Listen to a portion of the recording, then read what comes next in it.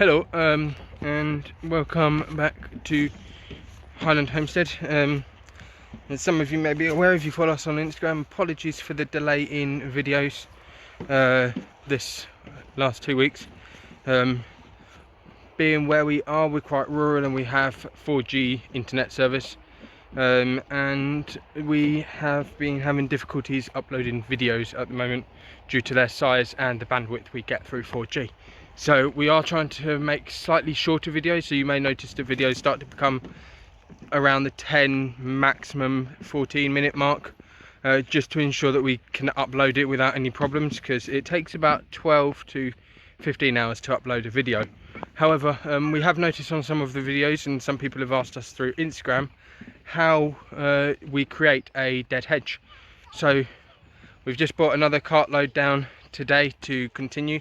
So what I'm going to do is I'm going to walk up to the other end where we've got new stuff, or some posts, and I'm just going to show you from the blank canvas what we work towards. So I'll turn the video around and I'll walk up to the other end. So to start with, the blank canvas is, now these are a bit wobbly because we are also fighting with the neighbour's sheep. However, what we tend to start off by doing is we position two poles approximately a foot apart in the line that we want them. So you can see there's one in at the end, and then we've got another one in. Now these are hammered in as far into the ground as you can.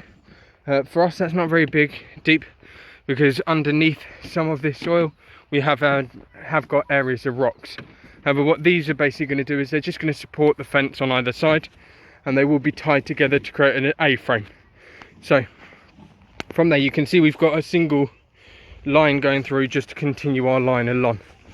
From there, what you basically have to do is you position the material, as my partner is doing now. You position the material in a way that you're stacking the fence full and you're weaving it in amongst each other. So normally you start at one end and you work to a point where this gets about a quarter of the height up, and some of it overlaps into the midway point of the next sheet.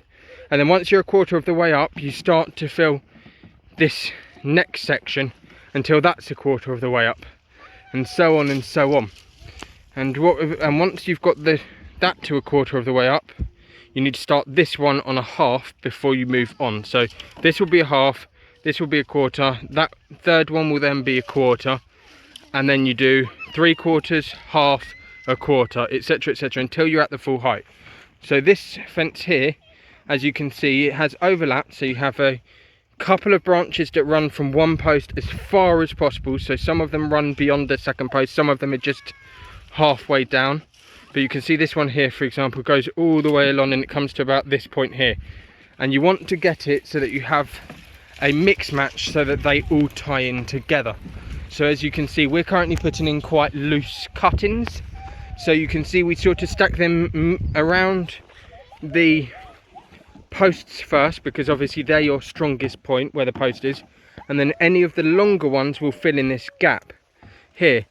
And then what you'll end up doing is you'll put something that reaches from this point all the way to about this point, or from this point all the way to this point across, and they will tie all of that together. And gradually, with a lot of plant material, it does take quite a lot to do a dead hedge. It's not a you can see the number of branches that are involved in it already, so it does take quite a lot of time, but it is something that once you've got the base in place, any cuttings you take will be able to be added to it, and you'll eventually get to the ability that you will be able to get a fully functional hedge that's renewable, a way of getting rid of your cuttings that benefit yourself as well, because obviously the hedge, no matter what fence you use, you're always going to need to repair it. I mean, as you can see, we've got areas that need repairing in our stock fencing as well. But obviously with stock fencing, you can't just get a little sheet and put it in and reweave it. You normally have to rip out a section, a panel, because that is a weak point, and start again. Whereas with these, all you have to do is, as you cut, you add more to the top and compact it down, and eventually you'll notice that where it is compact, it's very, very thick. And you can, I mean, I can put full weight on it, and you can see there's no budge in it at all. So it's very strong in that sense. We have got Jacob sheep running in this field, the neighbours, and I mean, they're no longer trying to get in this area. They used to be, you can see where their path used to run just down here where it's well worn, and they're no longer actually going through that path. They're starting to make paths at the openings down the other end. They do have a nibble on it, so in short, any plants materials you do put in it, if you're going to keep livestock, are definitely non-toxic. That's normally your main thin item of concern, or that the animals that you're going to keep around it. For us, this is obviously not going to be a livestock fence as such. It's going to be a fence for the market garden. So more toxic materials, other than the fact that it's going to be a walkway, but we're obviously going to have separate pens as well. So nothing is actually going to be against this fence as such when it's actually in full use. So in this fence currently we have some hawthorn, we've got some snowberry, which is the sort of thinner material like this. We've got sycamore, and we've got some birch to go in as well. So you can see the combination. You don't want just the thick branches. As you can see in this area here, you've got thick branches, and yes, they do a good job, but if you just stick with thick branches, you're going to end up needing a lot of wood. So the best thing to do is mix thick branches with the thinner branches, and use the thick branches to anchor those thin branches, because the thin branches will actually be the things that cover all the little holes for you.